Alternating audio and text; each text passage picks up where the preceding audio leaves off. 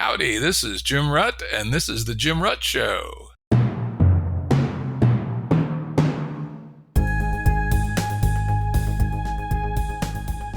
Listeners have asked us to provide pointers to some of the resources we talk about on the show.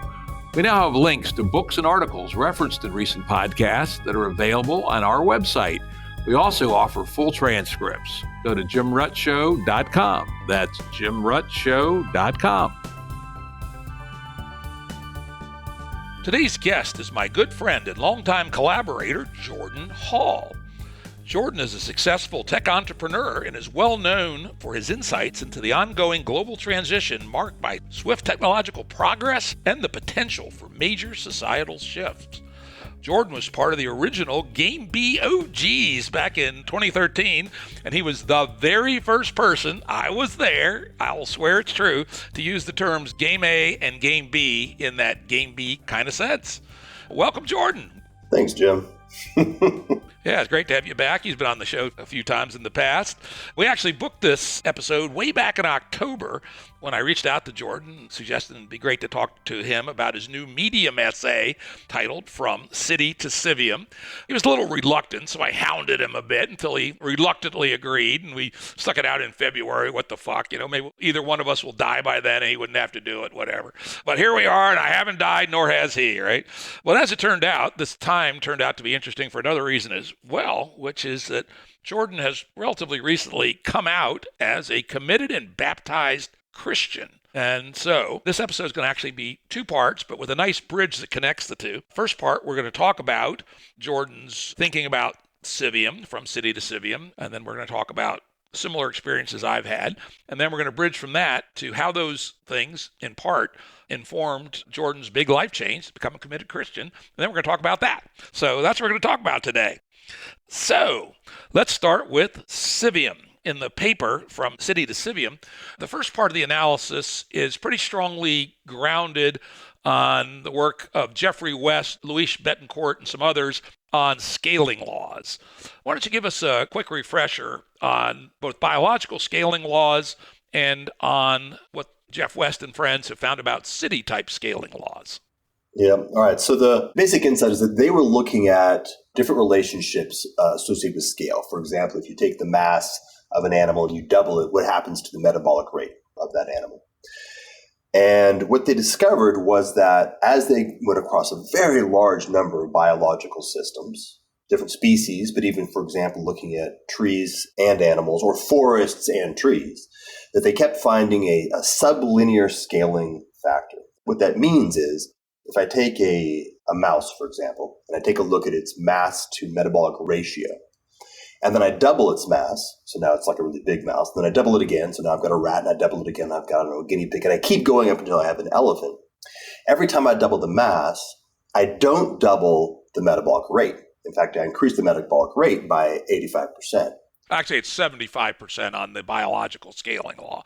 It's a 3/4 law, and yeah. And so what you end up getting is you get an asymptote, which in principle would be that as you get up to very, very large animals like a blue whale, or if you had a theoretically zero gravity animal that was 100 times more massive than the blue whale, the metabolic rate becomes relatively small in relationship to what it would be if it was on a linear scale. And there's a lot of implications of this. The consequences of that are significant. In fact, in some sense, the consequences of that are how biology works in the world. Yeah, it's actually a fundamental rule of why animals are the size they are and the speed they are, and it shapes the food chain, all kinds of stuff. I actually did some of the math, and just as an example, compare a mouse and an elephant.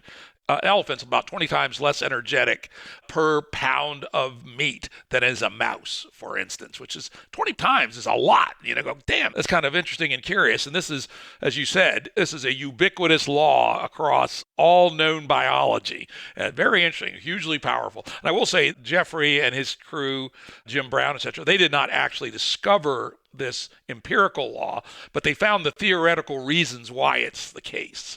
Just to be clear, they get credit for, I don't know why he didn't get a Nobel Prize, but I think he's just not known in the biomedical field. They should have gotten one for this, but they didn't. But it's that level of work. So animals scaling sublinearly, the bigger they get, the less intense per pound of meat, essentially. A law. You cannot violate this law, it turns out. Well, With cities, they found something very different out. Let's put corporations in between, because they looked at human systems, and they discovered that, for example, corporations and cities had some of the same scaling laws. So some aspects of human systems, I don't mean human bodies, but human systems, also have a sublinear scaling. So, for example, as you add an additional piece of meat, an additional human, to a large organization, the income or the revenue does not increase linearly. There's an asymptote to it, which anybody who's been in a large company knows that feeling.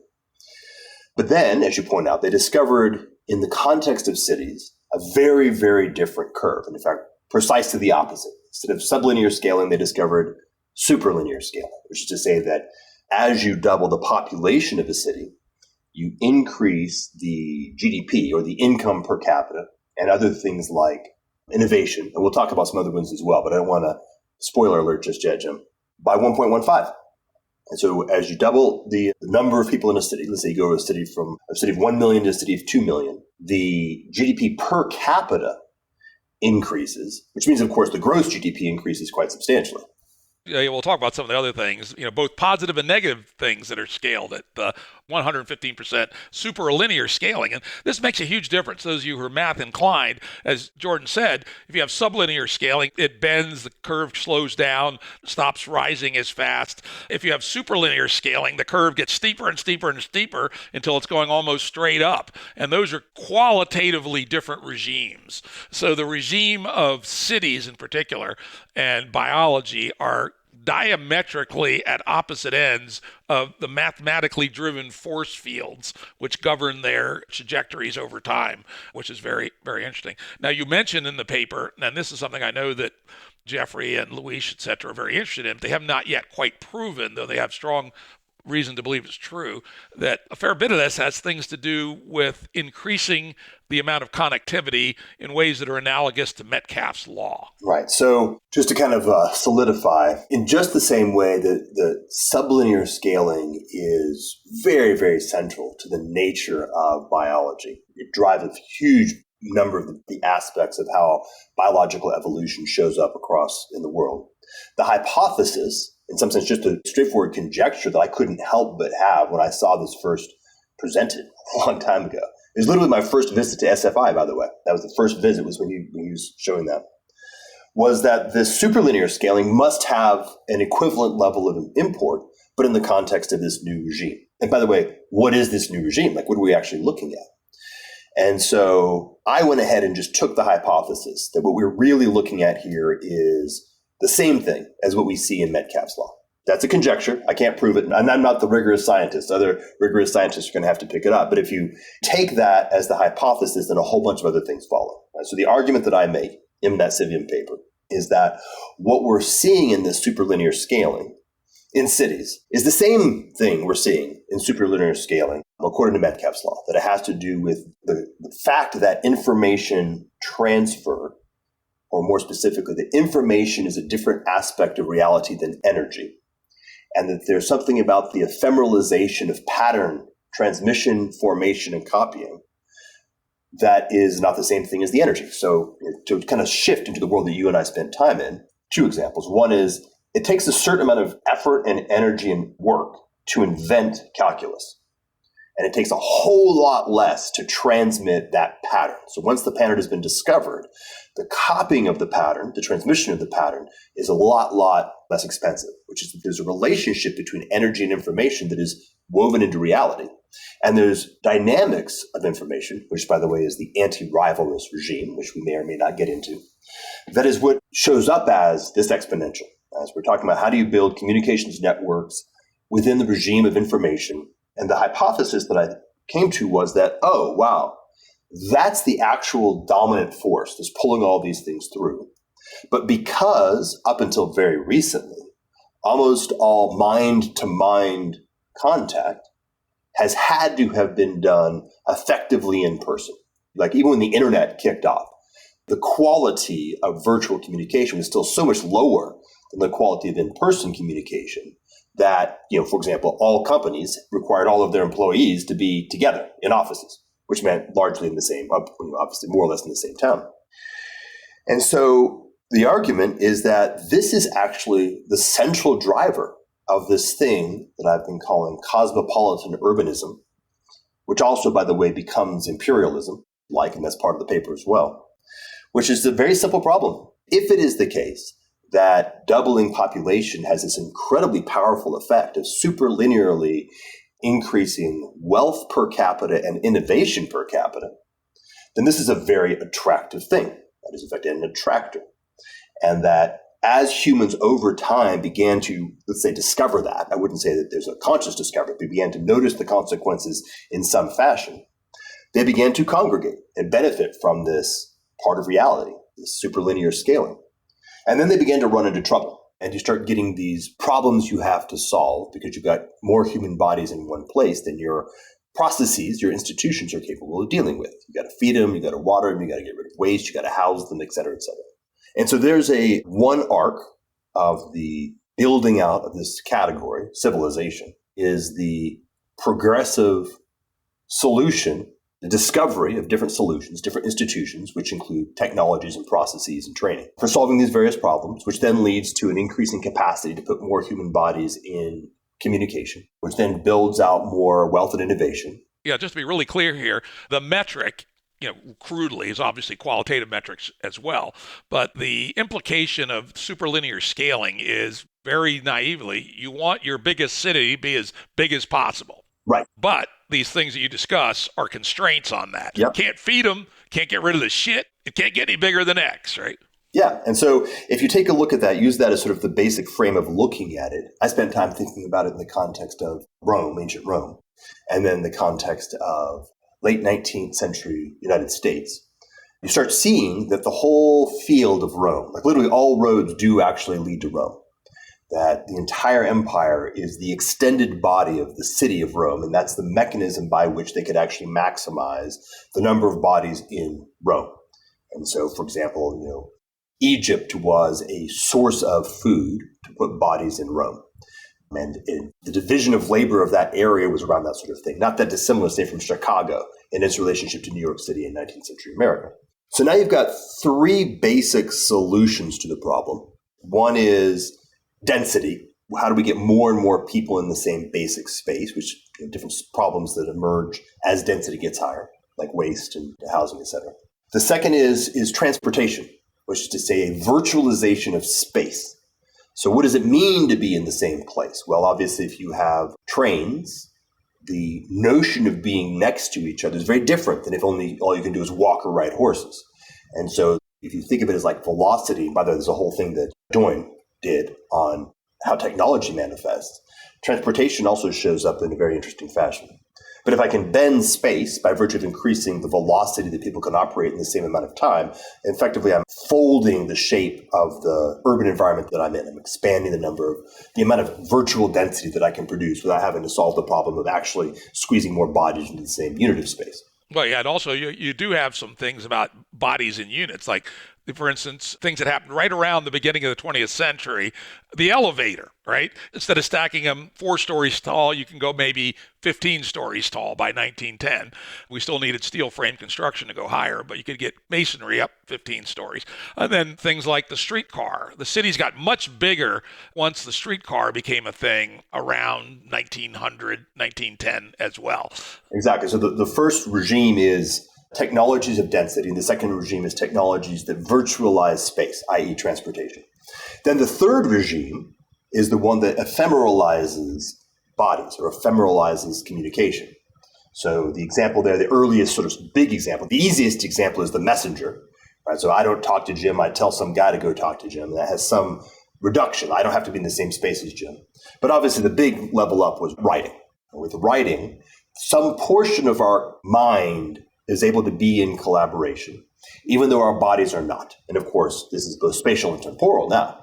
I can be in some level of communication with Aristotle by means of reading his writing, whether I happen to be at the same time as him, but in a faraway city, or I happen to be literally standing in the same spot he's standing in, but 2,000 years later. So those are the three vectors, or the three kind of regimes of how you solve this problem. So The conjecture is that the ephemeralization of communication, or the ephemeralization of bodies, has been a major theme, right? Has had significant impacts on what humans can do and how we do civilization over time. Writing was a big one, obviously, printing press, the telegram, the telephone, the television. But in each case, there's a basic pivot point where the quality of communication and collaboration that's happening in the in-person encounter is still so much larger than the quality of what can happen through one of these media forms, that the dominant center is still embodied collaboration. And so the driver of civilization, the driver of the city, embodied collaboration, has continued to be sitting in the center, in the throne, as it were. But as we move into the realm of the purely digital, we notice a few things. One is that the digital as a category is not the same as all these previous forms of mediation. Because the previous forms of mediation, the analog in general, is tied to its particular form, right? So writing is writing, right? You can't use writing to do video. You can't use writing to do audio. Writing can do a very particular kind of thing. But the digital can produce all forms of media. The digital is a substrate that's actually one level lower than the media. So right now, we're using digital to do video. We're also using digital to do audio. And in principle, we're actually using digital to do text as well, but not that much. We can't do olfactory just yet, but the point is in digital, in principle, we could. There's nothing about digital that makes any form of mediation unavailable. So the first part is, now that we've entered the realm of the digital, we have the capacity to explore all possible forms of mediation. And in fact, we probably simply will in a finite time.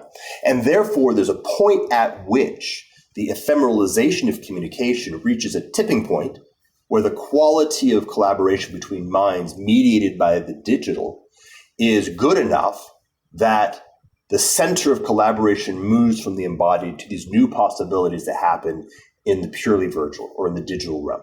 And I don't think that happened in 2010. I don't think the quality of relationality was high enough. It might have happened in 2020, the forcing function of moving people into learning how to build capacity and infrastructure, et cetera. And if it hasn't happened yet, the whole point is it will be happening relatively soon. We're not far away from the tipping point. Yeah, let's talk briefly about the 2020 phenomenon. I did a couple of podcasts, several podcasts, on what was going to change and what was not going to change due to the shock of the COVID experience. I talked about the difference between homeostasis and hysteresis, right? And that I did predict that there would be a hysteresis effect with respect to video conferencing replacing some portion of travel. And the technical capacity had probably been there around 2015, but cultural inertia had kept it from actually happening. And so there was a surge, but we have found that it isn't yet a replacement for all kinds of collaboration. But there'll be more and more steps. And a big one may have occurred in the last couple of days, which is the release of the Apple Vision. Have you gotten yours yet? I haven't, no. I may not even get one, which will be the first technical innovation that I haven't gotten, but we'll see. We'll see. All right. But anyway, continue your tale. But very much to the point, right? That is a huge step function in the ability to virtualize relationality. And the big point is at some point we're going to cross over. By the way, we should also think about this demographically. Gen Z has a very different relationship to the virtual than boomers, for example. And so it may just be that as boomers begin to slip off their mortal coil, we'll notice the centerpiece will be moving into the virtual because it already has for Gen Z, just by hypothesis. But for my argument, it's just a matter that we're not too far away from that center point shifting. And if and when that center point shifts, holy smokes, right? That'll be as big a shift as has happened when we move from the indigenous mode to civilization. And that's very large. It's a very significant effect. And ways I've talked about it is it's a little bit like unplugging a light bulb. When you unplug a light bulb, there's a little while where you can still see the light. There's a long while where you still feel the heat from the electricity. But it's unplugged, right? The trajectory is over. It's a done deal. The famous saying about when Buddha died, they still showed his shadow in the cave for 100 years. Like there's things where inertia continues. And there's obviously a lot of inertia in terms of psychological habits, processes, and infrastructure. There's just a lot of stuff going on. So it will take some time, but the hypothesis is that the center has shifted, and the same level of potency that drove human beings to go through this long arc of figuring out how to solve all these problems associated with civilization is now shifting into a new kind of fundamental problem, which I just called Civium. Okay. So now let's go back to the bad superlinear scaling, because that's important to build in. And then we'll pop forward to what this looks like on the other side of the looking glass in Civium. When the guys were looking at superlinear scaling, they did notice that a number of good things scaled superlinearly, like wealth and innovation. And patents, musical creations, all kinds of things, right? But some bad things scaled superlinearly as well, not sublinearly. And I want to bring forth three. One is madness and corruption.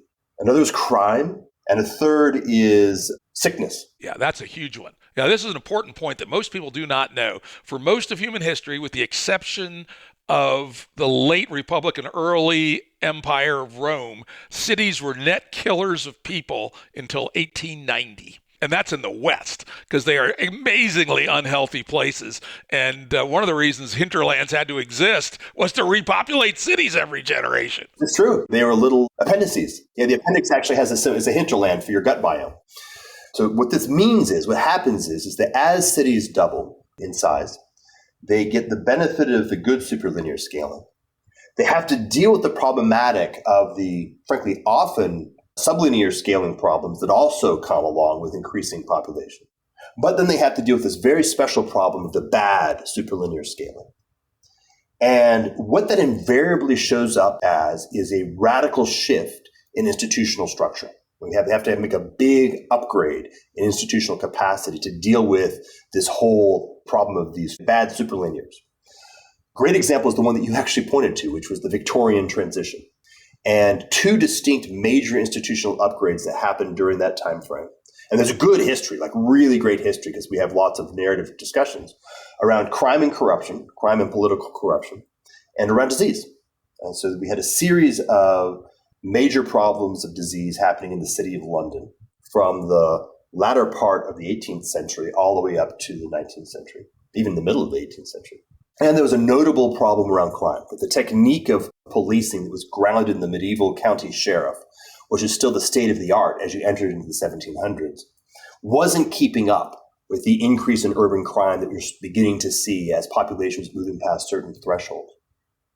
And this was creating tremendous problem, like more and more conversations, more and more attention was pointing to it. I should point out, by the way, there was also corollary corruption going on in the political and governance system that was also being talked about. And so what they ended up doing is they had to retrench and invent an entirely new institutional form that we would know as policing, urban policing, the idea of a tax that was associated with hiring and training professionals who would play the role of policing in a fashion that was, well, that we're all very familiar with. It was completely novel in the transition from the 17 to the 1800s.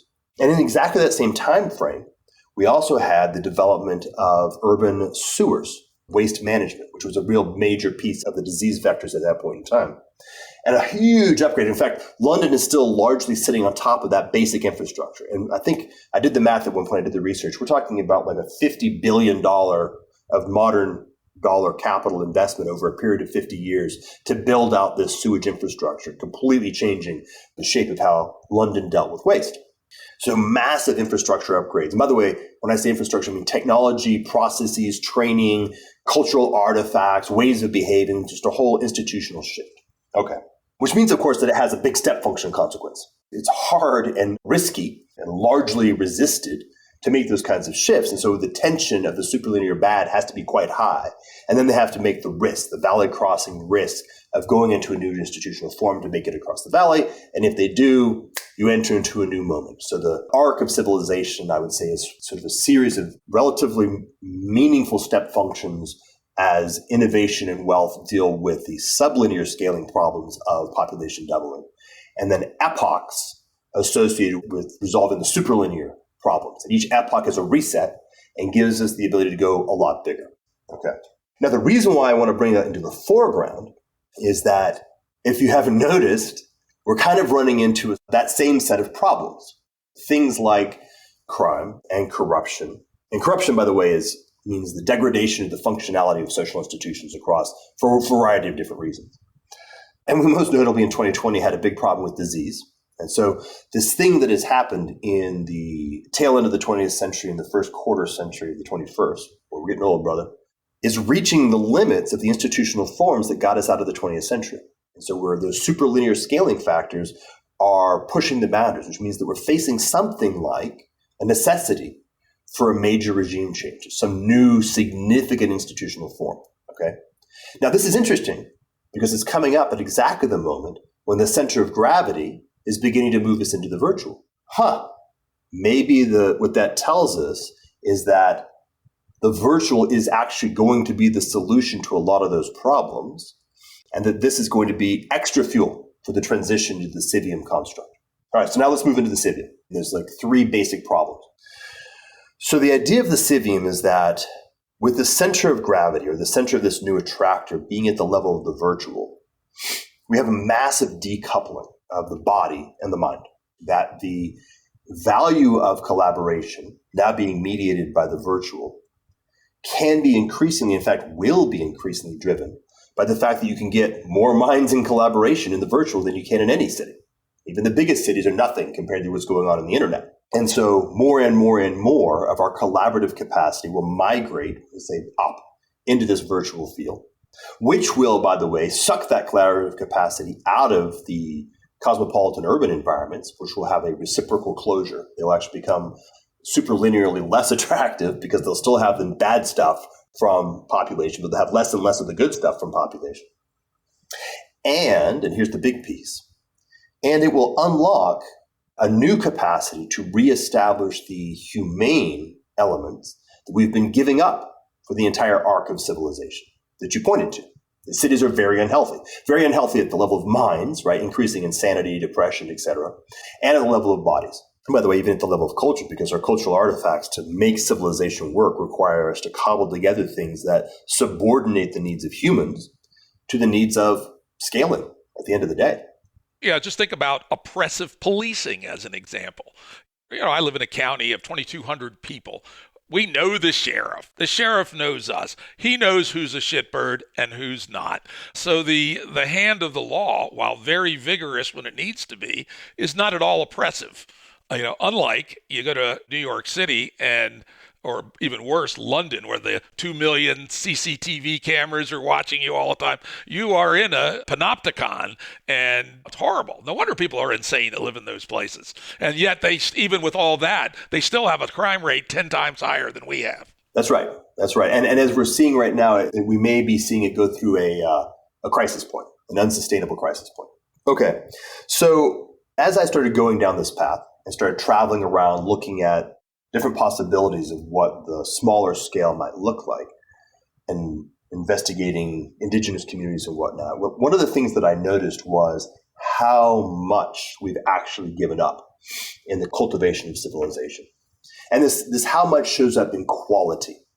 It shows up in meaningfulness. Right? So our friend John Vervaeke has phrased the meaning crisis. But I suspect that we modern civilized, urbanized people don't even really have an inkling of how much we've actually given up in terms of area under the curve of meaningfulness that could be available as a Homo sapiens, but that we don't have access to. So we can notice that the quality of life in a beautiful natural environment with a community of people who all care for each other and have long-term relationships, strong bonds, those kinds of things, is obviously and noticeably more meaningful and more vital than the fast-paced, nobody knows anybody and kind of is vaguely everybody else's throat, and the environment is toxic in multiple different ways. And the point I'm making is, and even the best that we can do is maybe 2 or 3 orders of magnitude off from what can actually be achieved by healthy humans and healthy communities and healthy environments. Yeah, let me insert here a little bit. I've been talking about this for several years. Is one of the big turns that had happened later than we tend to think, actually. The majority of humans, big majority of humans, 70% in the United States, still lived at the mesoscale as late as 1870. By mesoscale, I mean that you were living in a community of between 50 and 500 people that you knew well within the mental ability to balance the books around ethics and virtue, etc. If you were starving, somebody would take you in. If you went insane, somebody would put you in their attic. You were part of an intact community, and it was just qualitatively different than the transition that subsequently occurred, where we essentially made the change from relying on our face-to-face community for physical, social, spiritual, and physical sustenance, and instead, which were all very organic and high-dimensional, and we traded those in for two sets of relationships, one with the market, and the other with the government, both of which are anonymous and sterile and don't give two fucks about you, basically. Yeah, absolutely. And so I would say that Civium and Proto-B and other ideas are, in part, the local part of it is the return to the mesoscale. And the hypothesis is there's actually a tremendous amount of demand for that that's been locked into this other attractor. And therefore will begin to be liberated into exploring how to do that. And we're going to have to build new capacity, both at the level of infrastructure institutions and at the level of just basic humanness, because we've lost a lot of those capabilities and skills and relationships. And the further hypothesis is that there's a lot, like it's actually even more than the late 1800s. It's a lot more than we have the ability to really tap into. So one way of looking at the shift from civilization to civium maps quite nicely to the shift from quantity to quality, or as Tyson Yunkaporta put it, from scaling heaps to growing living things. Scaling, I have a kilogram of wheat and I pile 1,000 kilograms of wheat on top of it. That's scaling a heap. When I grow, let's say I grow a family. And notice as I grow, there's a qualitative distinction between each of the different elements while maintaining communion and connection. And so quantity to quality is a major piece of this shift. And by the way, when you move it to the virtual, the same thing happens there. What happens at the level of Metcalf's law, and this is actually, I think, quite profound, and I haven't explored the full details of it. Metcalf's law measures the potential value of a network. The potential value of a network increases, let's say exponentially, not quite, but exponentially as the number of nodes in the network increases. But the actual value of the network is determined entirely upon the actual point-to-point connection between the people on the network. So, for example, if you and I right now could be having a conversation with anybody who happens to have access to the internet and Zoom, but we're actually having this conversation. So the potential to actual is also a quantitative, qualitative shift. The mechanism whereby we're able to orient our inescapably finite attention to the highest quality relationships within this vast possibility that lives on the network becomes the new frontier. Yeah, in fact, instead of having this incredibly interesting conversation, we could both be spending 2 hours on TikTok. Yes, exactly. And so it's the same 2 hours. We have a finite amount of attention and a finite amount of time on this earth. And we have now a very large menu of possible things we could attend to. The question is, what is the highest thing that we could attend to? And this comes to a very sharp relief in the category of the algorithm. So think, say Twitter. To the degree to which the algorithm is dominated by the logic of endeavoring to maximize the revenue that Twitter makes from our attention, it will produce a certain attention allocation function and a very suboptimal attention allocation function from the point of view of our quality.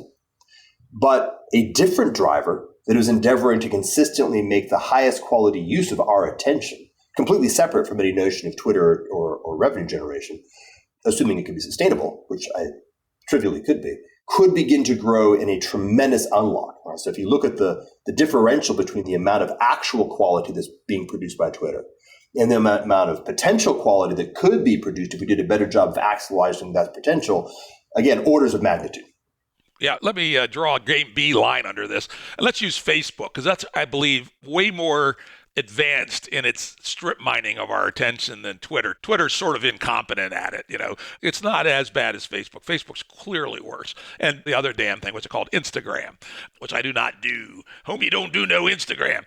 Of course, they have an algorithm, and these guys are really smart guys. But what is the algorithm optimizing for? It's optimizing for money on money return, fucking period.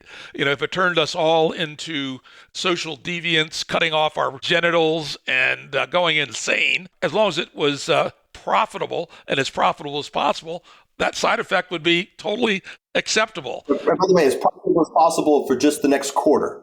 Yeah. And for at most 3 years out. The money on money machine is optimized for at most 3 years out.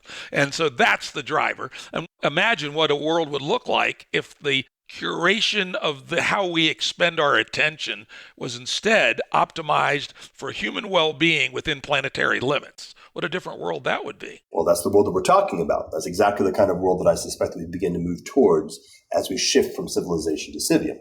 So let's do a quick summary now of what Civium looks like on the other side, at least the early stages of it, and then we'll switch to the difficulty of getting there. Topologically, it's actually very simple. You have the downward direction, which is humans beginning to increasingly migrate into human scale, humane, embodied congregations, where you have probably Dunbar level. Almost certainly that's the right number. At different levels of Dunbar, and almost certainly also long-term embodiment in particular locations, so that you actually have a sense of care for the place you're in and a sense of adaptation, by the way, to the place that you're in. Like, this is not trivial. Your gut biome cares where you are, and if you've been there a long time, you adapt to that environment in a way that is very difficult to do if you're constantly moving about. All right, so you have the humane direction, that's the physical level, at the embodied level. And that will involve, on a traverse as we get there, a recovery of migration, people moving out of cities and into these environments and then trying to figure out how to do it and building new infrastructure, building new cultural artifacts, relearning how to be humans together, like all that. That's the traverse. But landing in a place where you have human beings who are vastly more capable of humaning than we are. They are much less emotionally volatile, much more capable of engaging in dialogue and conversation. They have a deeper sense of embodied wisdom because they actually are practicing that as a value. These are things that will show up. Okay, then on the other side, let's go vertical. In the top, we now have real attention being pointed towards the qualification, the quality dimension of the virtual. Right? Finally, at long last, really beginning to say, okay, as you said, Facebook, how do we pivot from the cultural logic that's driving how we're designing these social media systems, being governed by the logic of civilization, to being governed by the logic of Civium? And how do we actually change the algorithm so it's orienting towards the highest quality relationality between and among all the individuals who could come into communication? How do we deal with high quality dialogue? You were talking about another podcast you're going to launch that's focused on the notion of how do we use all this vast number of people that can communicate and information we can access to get something like the truth out of these conversations and not just nonsense, noise, or propaganda. And of course, that's a matter in some sense of design and in some sense of the human component. If you have good people who understand virtue and embody virtue, they actually are virtuous people, not shitbirds. And we talked about that. In fact, we should bracket for a moment and spend a little bit of time on this thing that you pointed out. The GameB has a vector towards minimum viable morality or maximum sustainable immorality. It just degrades human virtue to the point that until it either collapses or there's like some bottom level, the bottom of the barrel that can still work. But imagine if you have virtuous people as the inputs to the network, and the design constraints of the network are looking to find ways to make sure that they're interacting with people in a fashion that is actually healthy for their well-being and for the relationship, and is good at surfacing things like truth and generative dialogue and insight and things like that.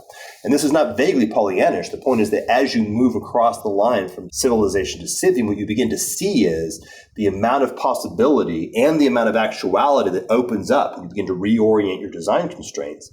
We're talking about as much value, and here the word value is no longer strictly indexed by dollars, but as much value production in this new regime as the sum total of all value production has happened in the last 50,000 years of the development of civilization. It's a lot. And there's a lot of stuff that's leaving. And I'm going to draw a line into this so that people understand the significance of it. We're actually winning in two different dimensions simultaneously, which you seldom see. We're winning on the ground in our embodied life, right? You're not living in a New York City high rise where you don't know your neighbor who you've been living next to for 20 years. It's noisy all the time. It smells like piss. You're eating manufactured food of God knows what provenance. You're dealing with crazy people literally all day long. Instead, you're living in an intact, beautiful physical community. You're healthier. Your relationships with people are normal. Love, family. Your kids are not being propagandized with shit that destroys your values, et cetera, et cetera. And at the same fucking time, and, Ron Popeil and his peelers, right? And it also doesn't just peel, it also scratches your back. We also have the new network with attentional curation that allows us to have the correct conversations and interchanges and problem solving with somebody wherever they may be on earth. And you multiply two good things together, and I suspect the two upregulate each other. So it's something close to multiplicative. The upside here is tremendous. Yes. We actually have a lot of good, solid research on things like how to produce creative groups and individuals who are healthy and stable and have a high quality feeling of trust with each other collaborate a lot better than groups that are made up of people who are neurotic and worn out, squeezed, and don't trust each other. It's intuitively obvious, but the point is the research is actually quite substantial. So there is a positive feedback loop, and it gets bigger and bigger and bigger as you get more and more possibility. That's the topology. And I should mention, by the way, you've got the down, you've got the up, and as you mentioned, you've got the relationship between the two. That's important. And there's a lot of stuff like technology hygiene needs to be taken extremely seriously. This stuff's not trivial. The fact that I could put on the Apple Vision and sort of be a mother raising my child, my baby, right? But I'm wearing my Apple Vision goggles and I'm putting virtual overlays on top of my child. I would just put forth that's an abomination, isn't a terrible idea. Please never, never, ever do that. But building the hygiene that puts the cultural construct in place that we are able to know how to do the right thing and avoid doing the wrong thing is part of that middle layer, right? The intermediary layer between humans and the virtual is this relational dynamic between the two. And if we do it right, they are highly compatible, mutually reinforcing, and produce a reciprocal opening that, as far as we know, has no obvious limit. And the opposite, this thing that we're hitting right now is if we don't move into a place where they're interfacing quite nicely, technology and the domination of the digital and the virtual begins to consume the seed corn of humanity, and we cross thresholds that we really don't want to cross. And that certainly feels to me like that's there and accelerating, and has been for the last 15 years probably, right? Yeah, I mean, you see things like SSRI prescriptions, which is a good proxy for at least self-reported and doctor-diagnosed depression, declining or in fact collapsing fertility rates, suicide rates, which are now beginning to show even given psychological interventions. You're seeing a very large number of vectors that were hitting low points, maybe non-recoverable thresholds in human well-being, which are necessary for people to continue moving forward at all. And I would propose, I don't think I've got the ability to metricize this effectively, but I would propose that we're also hitting, we mentioned in the preamble, levels of institutional corruption that are now beginning to be salient and surprising. As you mentioned, like an institution that had been functioning at 98%, one key person retires and it drops down to like 2% or whatever, 10, 15, 20%. Noticeable and surprising. And by the way, that then produces a systemic cascade because all the negative consequences of that capacity now push effects outside. All right. I think we both agree on this, that this is what the future looks like, which is what we've been trying to do for the last 10 or 12 years. But it's fucking hard, right? And in particular, the one strong finding, I believe, that came out of the original GameB 1.0 2013 mission essentially was that we all concluded after the fact, when we look back at the train wrecks, that to make the transition, we have to do two hard things simultaneously, which is people have to change and the institutional structures have to change. And do you still buy that as a core hard part of the problem? Because I have a very good analogy why this is the case. So let's take the example about technical hygiene, which is something we both strongly agree on. The idea that an 8-year-old or a 9-year-old should have a smartphone with them at all times, to my mind, is an abomination, probably qualitatively worse than teaching them to smoke cigarettes, right? It's an abomination.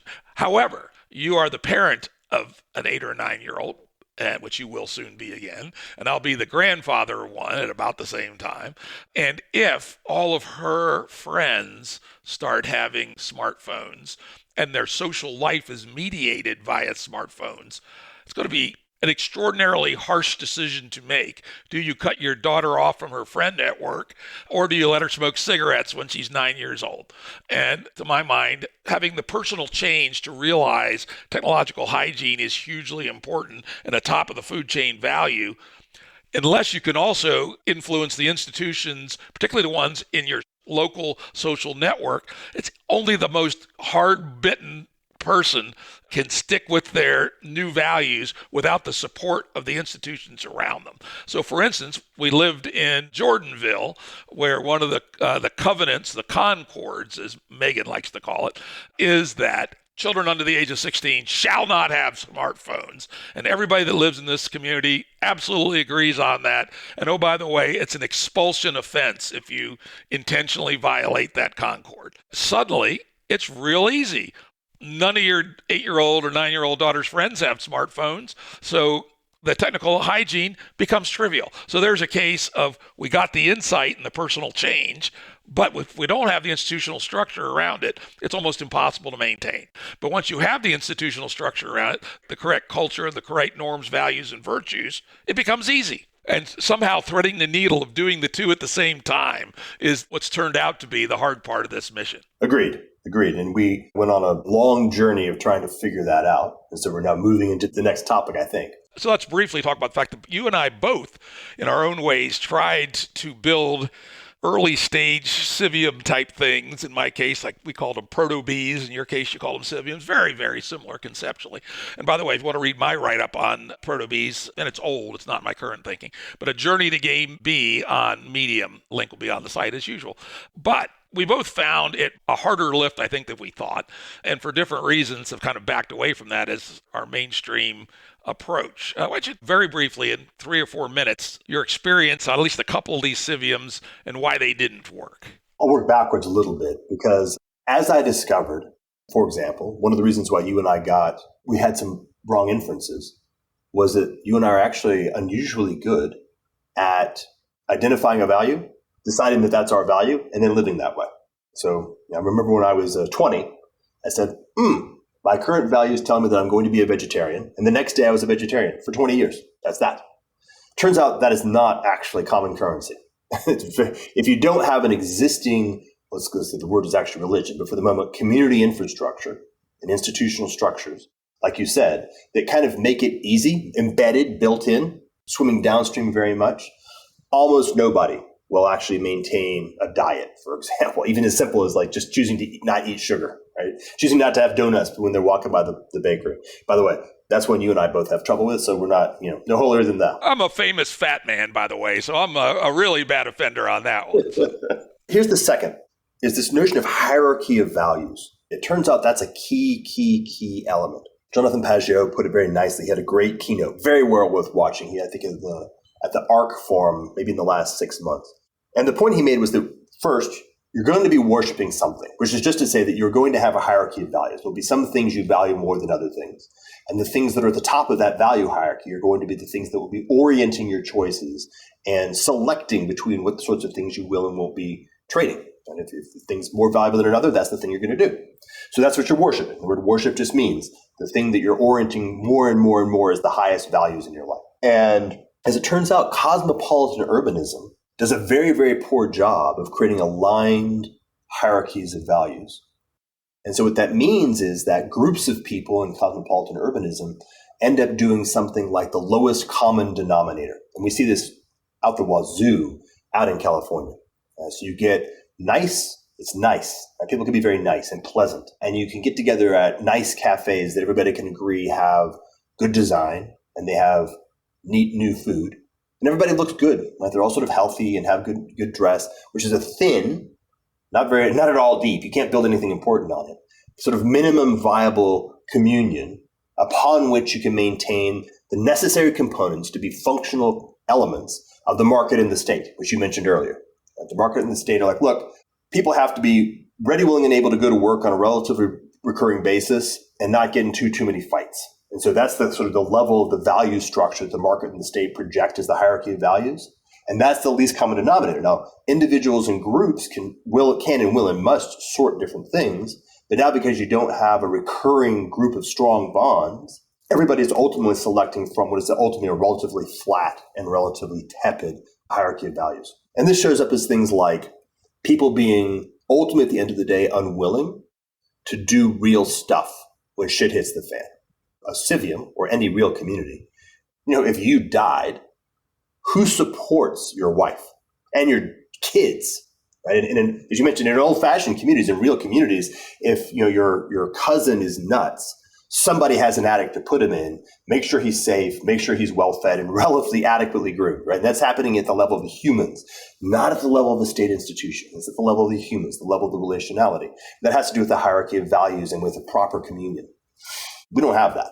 These days, as long as everything's relatively nice, everybody can kind of get along and have, nice smoothies and good hairdos. But if anything gets ever so slightly out of that, you drop off the radar pretty badly. And this is, by the way, less true the lower on the socioeconomic strata you get until you hit a threshold, and then it's very true. If you drop to the bottom, it's catastrophe. If you're kind of working lower class, they actually still have to have community and do to a meaningful extent, particularly in rural environments. And as you kind of go up, the urban elites, there's nothing going on there in terms of communion. In fact, it's all status. If you look at who's at a funeral, it's who needs to be seen to be there. Very little, if anything, to do with real human relationship. And I would say that's definitely not the case here in the country. We go to funerals when they're real things, right? Very real things. That was one chunk. So the chunk is this notion of hierarchy of values and the strength of relationship that is based on real communion, and the difficulty of fabricating that out of the material of people who have been brought up and are currently living in cosmopolitan urbanism. The second piece is the very, very large amount of difficulty and complexity in fabricating a whole or wholesome social environment. This is not the kind of thing that we're going to be building from scratch. This is the intentional community, the hippie commune, those kinds of ideas that break meaningfully, not just with space, but with cultures. There's a difference, for example, between the Greek colony or even the various kinds of townships that came out of the American diaspora and a new intentional community, because the new intentional communities are endeavoring to innovate at the level of culture, not just move a whole bunch of people 100 miles to the west. And when Puritan communities migrated and built a new town, they copied the entire cultural architecture all the way down to the tools that the blacksmith used, all of that, which they had figured out how to survive and almost didn't make it. They were able to, over about 6 generations, they built a functional toolkit, a cultural toolkit that was wholesome enough to survive in their environment. And then just copy. Right? Each colony is literally a colony in the sense of like a spore. Well, we're not going to be doing that. We don't have 6 generations. And unfortunately, our cultural toolkits at the far end of civilization are very, very dysfunctional in a wide variety of different ways. Right? They're the result of all these toxins. So that then leads to, oh, wait a minute, how do we plug back into functional wholesomeness that's already there that we can actually revivify? Right? This is not a new thing. This is a pouring water on plants. The plant is wilted, but it's not dead. If we pour water in it, it will grow back, and now we can begin to cultivate and actually allow it to grow. So it's not creating a new seed all the way down to the level of DNA, which was kind of the idea for a little while with the Civium journey, but rather pouring water on plants that are already well suited and already in niches that make sense. For me, that was the journey. And the journey was very personal. Like we actually moved, my wife and daughter and I physically put our bodies into different contexts and lived with groups of people with intent and desire, sometimes as anthropologists watching, sometimes as actually committing to what's going on. And these lessons came very hard earned. So obviously one's wisdom is limited. I can't say categorically that what I'm saying is true, but I can say I would definitely urge it as being deeply considered as the right answer. Okay, so now we're going to transition to part 2 of this discussion, where we talk about how your journey of thinking about Civium had led you to become a committed Christian. And I'm going to say something here before we start, which is I'm going to try very hard to be charitable and open in this conversation, even though I'm a pretty well-known atheistically inclined agnostic on things metaphysical. In fact, I often say when I hear the word metaphysics, I reach for my pistol. And so I'm going to try to avoid sounding sarcastic and scoffing. And if I do, mark it down as a personal failure, because it's not my intent in this discussion. So I wanted to start with that. Thank you. We actually have to take it back about 2 years. Okay. We talked about this category of institutional structures that make it easy, let's say viable or plausible for people to do stuff like not have their 12-year-old get a smartphone. And as it turns out, that category is called religion. And John Vervaeke and I were looking at this. Okay, how do we look top down and say what's in that category? And how do we identify or distinguish the parts that are good and necessary, the religion, and separate out the parts that are bad and maybe have historically been the corrupting elements. So that's not a religion. So it's sort of a capital or lowercase r, or however you'd like to do it. But the point is, so that's the idea. We know that the category for how human beings go about cultivating communities that have strong bonds, communion, and have a shared orientation towards a hierarchy of values in a lived fashion, and that is durable across different kinds of permutations. That's the category known as religion. And the challenge is to say that historically, we've noticed that religions tend to go awry for a variety of reasons. Okay, can we do a better job of distinguishing between the parts that are good and necessary and the parts that are bad or corrupting, and do something new? Yeah, let me draw another line on it. I've had several conversations with John Vervaeke, including 5 long podcasts. And one thing, just to make sure we all have this as a ground spot, at least with respect to John, he is an absolute naturalist. He believes in no supernatural stuff. All right. And would you say you were also on that same page with John at the time? Yes, at the time. Less so. And I think part of the reason why less so is because he's a professional scientist, which means that he has professional credentials and even status that necessitates such an ideology, whereas I'm not. So I can believe what I want. I may lose friends or I may lose sort of face, but that goes down to a personality issue more than anything else. Okay, so in fact, we can take a step back a little bit. So the step has to do with exactly this issue of something like the Overton window for certain ideas, concepts, and aspects of culture. So words and concepts like, say, spirituality and religion and faith and even hope, but like the supernatural. And I'd say there's 2 discoveries that I made. One is universally in this category are the contemporary, let's say this secular or the blue church elite, urban cosmopolitan understanding of these terms is impoverished, and sometimes to the point of, in fact, being upside down, absolutely the opposite of what they actually mean. But this can be undone to some extent. And then the second part is that they are, or some of them, are necessary. And so it's actually crucial. When we hit a certain threshold, we go, oh, wow, we actually have to do something like spirituality. What does that mean? Let's dive into it and engage in the rectification of names on that and then work from there. Same thing with religion. I was agnostic, and I think I was agnostic as far back as I can recall. I think I remember using the word in a group setting like when I was 10. I never drank of the atheistic water because I sort of recognized that was incoherent as a way of thinking, even when I was 10. But leaning in that direction, certainly naturalistic. The Manuel de Landa required me to have a concept around what he called the virtual, which is to open the ontological scope that you can have things that are real but non-physical, which of course is not radically controversial.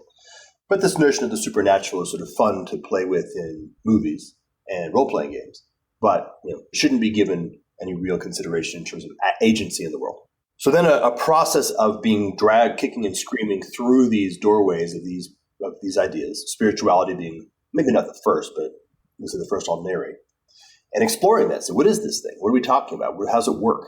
And spirituality, by the way, we don't have to spend too much time on it, but has to do with the deep self, with psychology being kind of like the weak version of that, in relationship with life. How do you become a wholly integrated self? How do you come all into relationship with all the aspects of yourself? And how do you move through life in such a fashion that our friend Zach Stein uses the great term ensoulment, in such a fashion that your experiences carve out a deeper and deeper self, like your soul, your capacity to be in relationship with the meaningfulness of life gets deeper and richer as you experience life itself. So oftentimes your experience with life might be more than you can handle. And so you have something like a traumatic experience. And so your soul has a certain tightness or scar tissue on it. You become a relatively narrow person. You become a person who's avoiding that scar tissue or those sore areas. And spirituality is the practice whereby you heal those traumas and the practice whereby you deepen or maximally take advantage of the healthy pain, like the no pain, no gain process, to become more and more deeply ensouled. Right? And so that's okay, great. That's not that rough. The next one, by the way, was egregores. Remember that, those days? Absolutely. Did a podcast with BJ Campbell and our friend Pat Ryan on egregores not long ago. That was fun. Yeah. And so this notion opens up the question of agency, agent, identity being at different levels of scale and transmediated, meaning, okay, we have some degree of hypothesis, unless you're Sapolsky, that human beings are persons and agents and, have something like identity and have choices and, navigate the world. We can identify that other kinds of primates or even, dogs and, as you know quite well, deer have something in that continuum, but not at the same level. But the question of egregores is, okay, can we think about this at a level that is mechanism independent? Is there something going on with, say, like with money or with, Moloch famously, that we can use some of these notions of agency, for example, to think more effectively about structures that are going on that are not strictly human beings specifically? And the answer, by the way, is yes. Well, sort of. I remember we went down this road in the early GameB days with Brett's Goliath, which is kind of like Moloch. And we all concluded eventually that it is adaptive and it is complex, but it is not agentic. And I thought that was a pretty sound insight at the time.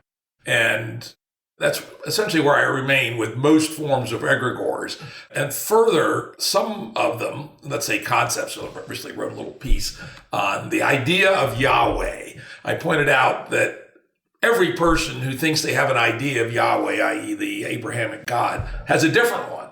And so while there is a memeplex, which is the sum of everybody's views of the idea of Yahweh and that idea's tractions in the world, which are quite real, that is qualitatively different than a individual who's bound by second to minute scale homeostasis around gases, nutrients, and toxins. They're qualitatively different kinds of beasts. So so just the long and the short of it is that I would take the concept of agency, and by the way, the concept of person, which is even more fundamental, and say that I've come to the conclusion that there's a higher order way of thinking about that of which our particular version is a subset, and that while, let's just go with Moloch, it ain't the same kind of thing.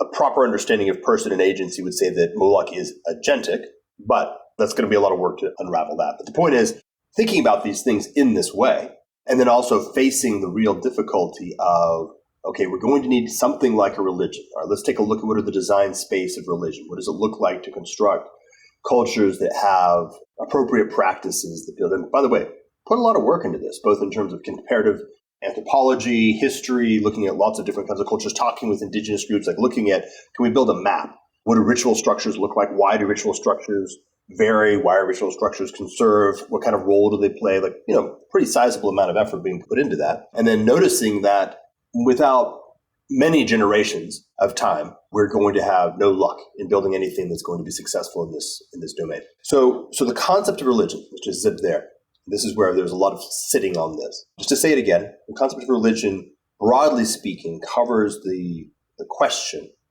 of liturgy, which is to say communion. Liturgy, or I sent you a message. You can send a link to it, but I'm not making this up. This is coming from the Orthodox use of the term. And it refers to work together. The actual origin, the etymology is work together. Work that we do together. And it's cognitive, but it's also embodied, behavioral, and with both the intent and the result of producing communion. So raveling people together. It's how we bind each other into groups that have an identity as a group. And of course, there's many, many different liturgical practices. If you've ever been to a concert, you've been part of a liturgical practice. If you've been to a football game, you've been a fan of a football team, you've been part of a liturgical practice. These have raveled groups of disparate people together into something that has a shared identity. Okay. But that's religion, right? So religion is that piece. It also is two more pieces. The second piece is the hierarchy of values, or to say, which communion? Do you want to orient your life energy towards being a fan of the Ravens? Or do you want to have your life energy oriented towards, say, for example, your family? Right? What's higher on the stack?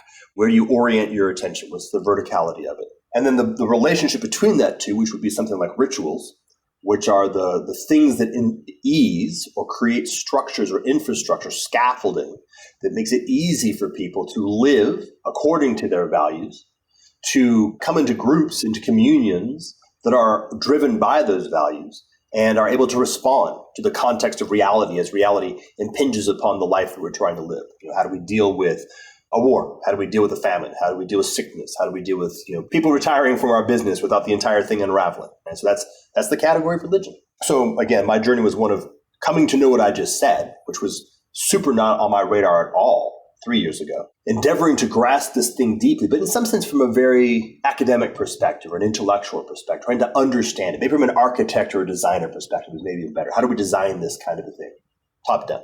Then endeavoring to embed it or to actually live it. What does it look like to actually do this in real life with real people? And by the way, real embedded people who already have their liturgies, already have their hierarchies of values, already have their rituals, and they have a sort of an entropic characteristic. And by the way, oftentimes already have their spirituality. And the short answer there is, by the way, that's really, really hard. Like, how do you get people who have already come with X and may actually have tremendous degrees of difference and distinction and disagreement and lack of harmony at subtle levels that they aren't even aware of to come into something like proper communion? Proper, not just like lightly bonded communion in a temporary purposeful container like a football game or Burning Man, but actually a real thing, vertically and horizontally integrated with strength. And the kind of thing that would thrive in the world, right? So you got three characteristics. And that's where my ship sort of hit the rocks. So, okay, this is not, I can't do this, and I'm not even going to try anymore to do it. I've sort of spent all that I've got to try to do it. And I don't think it can be done in the time frame that we've got. Okay, so what's the next step on that front? And then we say luck would have it. We'll stay in your frame for the moment.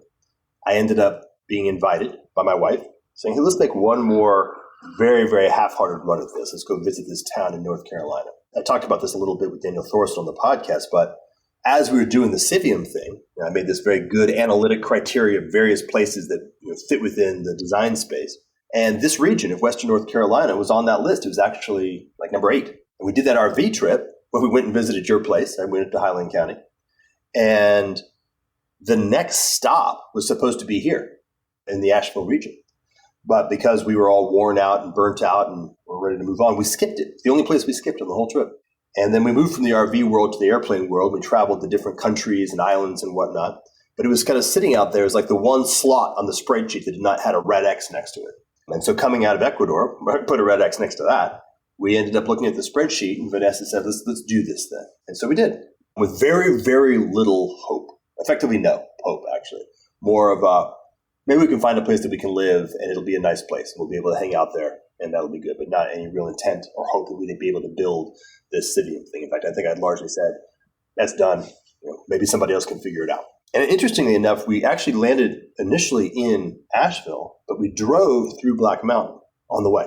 And we stopped in Black Mountain for reasons that are, in some sense, purely stochastic. The guy we wanted to meet happened to be nearby. Let's grab coffee in this town. It's kind of cute. Got out, walked around, had a very strong sense of, now this is actually got, let's say, good vibes, to use current contemporary parlance. Went to Asheville. Asheville, as you mentioned, by the way, you very correctly pointed out, didn't have as good of vibes. Nice place. Some elements are really, really nice. Some elements are not at all nice. But it was, okay, Asheville's not going to work, but maybe something in this region will work. We went back home, grabbed some more resources, including my mom coming out, so she could watch Eloise. And we brought Eloise too, so she could have a voice in this thing. And came out for an extended period of time, tried a place in Nashville, tried another place in Nashville.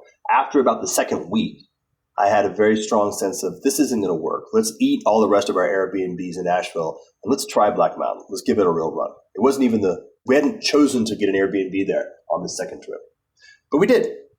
We went out there. We happened to think about how amazing this is. We landed on a particular day, which is called the Holly Jolly, which is like December 21st or something like that. And it's kind of a Mayberry. Everybody's out on the streets. All the shops are open. Lights are on, like 15 different live music venues, walking around. We just happened to land on that day. And we happened to have an Airbnb within walking distance. So we walked out. It was just this immediate like, whoa, this is actually still a part of reality. This is a thing that is not made up. It's a real thing. And then the next day, we went up and watched a choir concert at Montreat College, which is a beautiful kind of Presbyterian liberal arts college, which happens, by the way, to have a world-class cybersecurity program. And over a period of about 4 or 5 days, there was a very strong sense of, I think this might be the right place. So we made a commitment. We got a long-term Airbnb, well, several months, which I'm currently in right now, by the way, and dropped in with no real idea of where we're going to live. And by the way, not knowing anybody. And here's the interesting thing.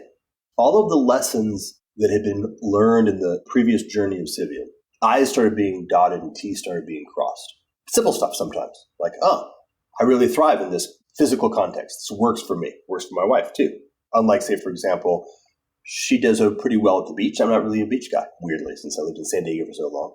This particular kind of mountains, which is, by the way, is super non-trivial. Right? The hypothesis here is that we're humans, right? We're Homo sapiens. We actually have something like a niche that is our proper physical niche that we'll thrive in better than another niche. But it's simple stuff that you've got more familiarity with because where you live. But things like people are kind, people are open. The people across the street were sitting on their porch and they started chatting with my daughter, and she got to know about their names. And a few days later, we got invited to a potluck. And human, like communion, is somewhat real here in a very broad sense. Community is certainly very, very real. So we started getting drawn in. And as part of this being drawn in, there was a sense of, oh, shit, pay attention. Maybe there's something to be learned. Maybe the right way to do this is actually just to pay attention to what is happening and why it's happening, and go very slowly and listen and notice. And maybe there's a little tiny bit that you can add, but, and the word I used with my podcast with Dan, with humility, like really, let's do the humility thing. And by the way, that humility was earned, so it wasn't conceptual, it was real, and still is real. So after a period of about 6 weeks, it's quite clear that this is the place we wanted to live. A degree of well-being, wholesomeness, satisfaction, happiness, fulfillment, just going for a walk, interacting with people. The Civium stuff, like, oh, wow, the theory is true. Living in the right place with the right people is actually radically fulfilling. And meaningfulness is actually very easy if you're in the right context. And then we went to a birthday party. By the way, not invited by the people whose party it was, and yet that was fine. And two of the people who were there had just invited Vanessa to go to their church. And this was sort of the last doorway. Even up to that point, I still had an allergy to church. I'd never gone to church before. And an even deeper allergy to Christian church. I could go and visit a Buddhist monastery, which I'd done several times. I could participate in ayahuasca ceremonies in the Amazon, no problem. But a Christian church, no, that ain't going to work. But at this point, good stuff is happening here that is vastly beyond, we're not doing anything, we're just participating. Why not? Let's see what's going on. We've been invited, let's go. And interestingly enough, as it turns out, that particular Sunday, I was already pre-committed to go with Peter Wang out to San Francisco to hang out with the AI folks. So it's actually a very nice juxtaposition. Vanessa dropped into a simple country church, and I jumped into the antipodes of that, the farthest levels of the cosmopolitan, urban, techno-secular universe. And then we came back and compared notes. And my report was, this is bad and getting worse. And her report was, this is really good, I'd like to go again. Okay? So we invited, by the way, this is so funny, you'll laugh at this. It's how naive and not connected to religion that we were. Do you think that maybe the pastor would be willing to come by our house and talk to us? Which, of course, now we know is obviously that's kind of his gig. Oh, we got a live one here. Yeah, they're definitely going to be hitting that bait. So we invited him to come by, a very generous person. And this particular church, by the way, is interesting because we have 3 pastors. One is full-time, 2 are kind of on their own dime. And probably on the order of like 5 people who rotate through that slot on a rolling basis.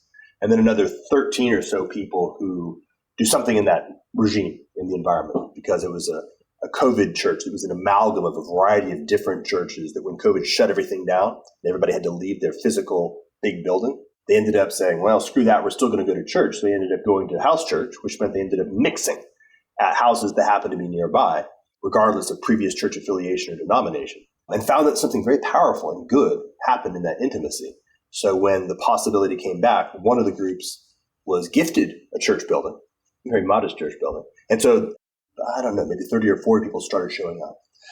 By the time we got there, it had grown to about 120. So I went for the first time, and I had 3 different primary experiences. The first was a profound sense of the aliveness, the vitality, the health, and the wholesomeness of the people, and in particular, the young people. On my journeys over the past several years, one of the things that has just broken my heart is how ravaged Gen Z has become. They do not look healthy almost anywhere. Doesn't matter whether you're on a beach community in Southern California, up in the mountains of Vermont, or New York City. Our culture has not been good to Gen Z. And it's obvious, like in their physiology, their facial expressions, and of course their clothes and probably their ideas.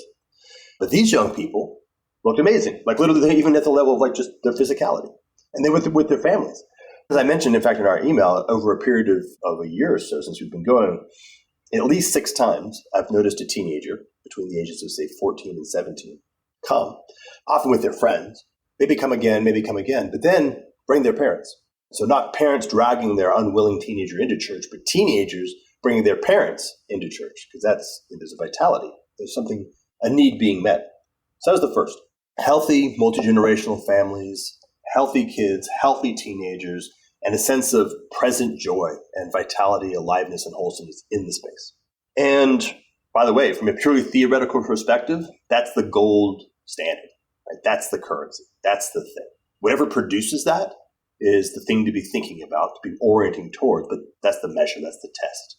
For me, like for Civium, as it turns out also for Christians, by their fruits you shall know them, but I already had a cognitive model that said, work from the embodied, the immanent first, and work out to the narrative or the belief structure. So the second one is I sat down and actually listened to the sermon. I participated in the singing, as you mentioned. The singing is fantastic, and I've continued to participate quite happily. I've never been much of a singer, or I can't even remember lyrics, but I'm doing my best. And then sat down and listened to the sermon. And what I found in the sermon that was just quite wonderful was, one, I love the architecture, the technology of sermon. This is a problem that us talking heads on the internet have. If we go high level, it ends up being too esoteric, too theoretical. It's nerdy. It doesn't connect with most people. Or you can go very low level, in which case it oftentimes becomes lowest common denominator, almost marketing. But in the context of a live sermon, the pastor's capacity to hit profound theological points and then drop down and articulate them in a SEC analogy was beautiful. And I could feel the integrity, like meaning the point they made in the SEC analogy was the same point that was being made in terms of theology. And as we went through it, my sense of listening was, okay, you're not saying this the way that I'm familiar with. You're saying things that I perceive as being very true. And I'm noticing as I'm watching, having the insight of, holy cow, obviously, liturgy, obviously a ritual whereby a group of people commit to contributing a significant amount of their time and attention to orienting towards the architecture, the hierarchy of values, and understanding how to live in that way and make concerted, real commitments to live according to those values and to support each other in doing it, acknowledging the difficulty of it, is at the middle or the bottom of the stack. Like it's the actual center of this thing. You can't do it otherwise.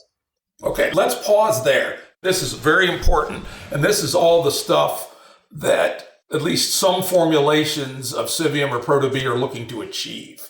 And so through whatever methods, especially the wholesomeness for children, etc., the rich feeling of aliveness and community and mutual care, it's all that great. However, the church you belong to and were baptized in is a, shall we say, no weak sauce church, or in rut speak, very little branch water with the bourbon. This is the real deal. When I first saw on Twitter, Jordan comes out as a Christian, my first thought was, egregore, Jordan's going to make an interesting, sophisticated, intellectual argument that we can think of Yahweh, the idea of Yahweh as an egregore, therefore it's real, therefore I'm a Christian. But then as I dug into this quite a bit further, the commitment you made is very different. I mean, this is the old-time religion. Mm-hmm. I went to the website of your church, which we're not going to mention because we want to let those people have some privacy. And I read the statement of basic beliefs. Anyone pursuing membership and or baptism must agree with the statement. Here's one of them. I'm going to read a few of them. I want to get your reaction to each one. There is one and only living and true God. He is an intelligent, spiritual, and personal, I'll underscore the word personal, being. Do you actually believe that? I do. Okay, so personal as in not an egregore, not a loosely coupled memeplex, but there's some dude with a white beard throw lightning bolts at you, etc. Not Zeus. Definitely not Zeus. Not Michelangelo's mistake, but yes, personal. Talk to me about how you got there, right? I mean, like you, I have, since I was 11, been in atheistically inclined agnostic. We both agree that saying you're an atheist is an idiotic thing to say, since you can't actually prove anything about metaphysics, at least so I would represent. I can't even prove the universe didn't flick into existence 2 seconds ago with our memories in place and will flick out of existence in 2 seconds. So to say anything fundamental underlined about metaphysics is just an error. And I was smart enough to realize that at age 11 also. You got there a year before me. So how did you come to believe strong enough to put your personal integrity, which I know to be of the highest order, on the line and say, I'm willing to be baptized because I believe in a personal God? Wow. Yeah, you're saying it just right. So, yeah, can I just, maybe it take me a little bit to lay it out. So the first step was the one that I just mentioned. I walk away from that first day at church and have this, okay, this is what healthy community looks and feels like. There's something extremely good going on here. And frankly, I want to continue to participate in this. I want to engage in it. And I want to go to church again. So I went to church the next Sunday. Like, okay, 2 dots. We're starting to get aligned. There's something going on here. And by the way, it continued to grow. The number of people coming in. And we started meeting with other people in the church. Like, wow, there's just so much depth and reality. And people having real hardship and caring for each other. So all this stuff, like checking all the boxes. So then I had a crisis of conscience. Well, shoot, back to integrity. I can't participate. I can't come to this church and participate in what's happening here if I am cynically removing myself from what's actually things they value deeply. Like if their hierarchy of values has certain elements and I'm not participating in that, then that's just wrong. And I shouldn't do it. Deeply, deeply wrong. The egregore thing. I can't create an intellectual confabulation that would sort of allow me to dodge some of the ideas that they have and still come. That's just immoral, evil, I would even say, at a deep level. Luciferian in the contemporary language. Okay, so now I'm in trouble. I have to take this seriously. And for the first time in my entire life, I took Christianity seriously and began to engage with it. And I engaged with it tremendously. By the way, interestingly enough, Vanessa too. So we were both troubled and challenged. Okay, what are we going to do? And she has her whole world and background. And so we started grabbing books of theology and doing a process. I did it from the bottom up, beginning to read scripture for the first time, reading the apostolic fathers, the church fathers, from historical perspective up. Grabbing just getting recommendations of who are great contemporary theologians and what are they thinking about and talking about, and reading their stuff down. And I've read a lot of this stuff now, thousands and thousands of pages. And by the way, just consuming a tremendous amount of videos online, which is very helpful. It's a different modality. And noticing that something about there's certainly challenges and some significant negatives to the denominational diffusion of Christianity, of Christendom. The fact that the Orthodox and the Catholics and then, of course, the Prot diaspora are different. There's an advantage, which is that you can orbit around different ideas and get a bunch of different perspectives and takes on them. And sometimes one will have a different insight that will land and get you more deeply understanding what's actually going on. And I had, 5 major blockers or objections that I came across that I was in me going, okay, this doesn't work. This doesn't make sense. It seems wrong. All right, let me begin to chew on it. But that point of humility just keeps coming back. What I noticed is that as I delved deeper and as I paid attention, I noticed that for the most part, I just didn't understand the question properly. I was dealing with a projection, my own projection, my model of what the question was. That was somewhat defensible in the culture, but wasn't a result of actually a wise understanding of what was happening in the theology or in the religion. And that, by the way, for thousands of years, very committed people have been working with these problems earnestly and honestly, and in a fashion like the monastic sensibility, they made real commitment, much deeper than my commitment. So then I would struggle with it. Okay, let me take a look at this. How have other people who really care about this looked at it? And as it turns out, my thoughts or objections were not novel. It's not like they hadn't thought about these things before. I was just smarter than them. And if you only knew what I knew, you wouldn't have fallen into this pitfall. But rather that in some cases, actual modes of thinking were wrong. I think I may have mentioned, for example, one thing that I really got my teeth in right now is this Orthodox sensibility of beauty first. This guy whose book I'm reading, I'll give you his name for the link. It's a great book so far. It's either The Ethics of Beauty or The Beauty of Ethics. And his point is that in the West, we have a notion of a truth-first sense towards ethics, meaning truth endeavoring to understand goodness, and therefore subjecting goodness to the form or the structure of truth, which maybe not at all ironically, another way of saying that would be the knowledge of good and evil. But the Orthodox come at it from the point of view of beauty first. And he makes a very compelling argument, which I, in fact, completely agree, that beauty first is the appropriate way and shows how this allows us to have a relationship, by the way, a relationship with goodness as opposed to an idea or an ideology. with goodness. All right, so I went through my objections, each one very intensely over, probably a period of 6 months, talking with different people, sometimes live, sometimes reading their books. But I got through them all. Each one ultimately got to the point where I realized that I just wasn't understanding it properly. And as I got to understand it properly, one of two things would happen. Either, oh, I get that now. I'll give you an example in a moment. Or, oh, this is actually the kind of thing that's more in the direction of mystery. And it's not the kind of thing that you're supposed to understand in this fashion. Rather, it's a way to live. It's a way to practice. Okay, interesting. So, for example, the Trinity, the doctrine of the Trinity, the triune God. If you say the word triune God, that could throw a little bit more of an accent on it. Right? The triune God, with the little banjo music in the background. As you said, it's old-timey religion. There's no kidding around. You better paddle a little faster, boy. I sat with the Trinity for quite some time, and then it just dropped. It's like, oh, wow, crap. Now I get it. I see it. And now that I see it, can't unsee it. It is actually above the top of the stack at the level of philosophy. It describes the most compact, necessary, and sufficient components of any possible reality. Which ain't going to happen. We ain't going to close that in the next 30 minutes. But the point is... I was going to say, when I was 12 years old, I did the work without having read any other person and disprove Anselm's ontological proof of God. So... and I later read, of course, that it had been refuted even by Thomas Aquinas and some others. But, I'll be a little careful about some of that stuff. Not the mono God, not that one, but the Trinity, specifically. Specifically the Trinity. I was raised a Catholic, and I was actually reasonably devout until I was 9.75 years old, and then started being gradually seduced by science and then science fiction. Then in the year between 6th grade and 7th grade, I spent 2 weeks researching comparative religion, and then had an epiphany that, nope, not so, probably. And it was invented by men to control other men. Of course, today I would add a little bit more nuance that it evolved as a way for men to control other men as opposed to it was created for that purpose. But anyway, I thought about these things a little bit. And so continue your story. So the Trinity is an example where, as I finally got to the point where I understood it, what I would say properly, it landed. Now, in my case, it landed because I'd spent a lot of time thinking about that kind of problem. Remember Forrest Landry and thinking triadically. It's almost like a puzzle piece dropping in. Once it dropped in, I was like, whoa, crap, now I'm in trouble.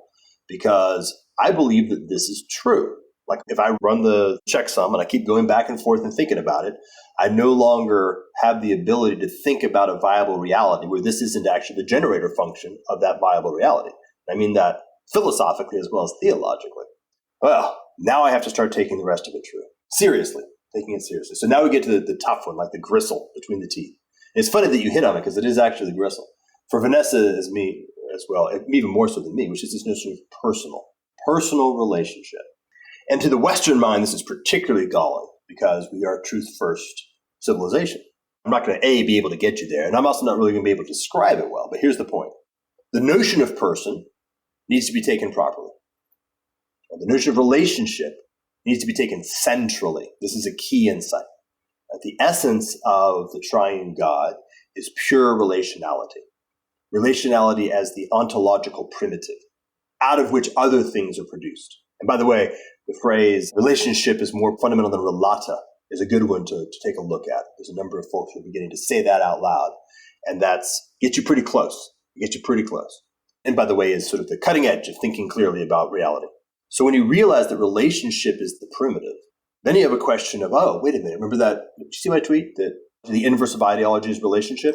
Yeah, I think I do recall seeing that. And yeah, maybe. If we endeavor to approach this through the modality of idea, the faculty of mind that thinks by means of semantics, i.e. ideology, we're actually in the wrong regime. It has to be through the modality of relationship. It's just a different qualitative regime. I can give lots of arguments for why that happens to be the case, but let me just pause it for the moment that it is the case.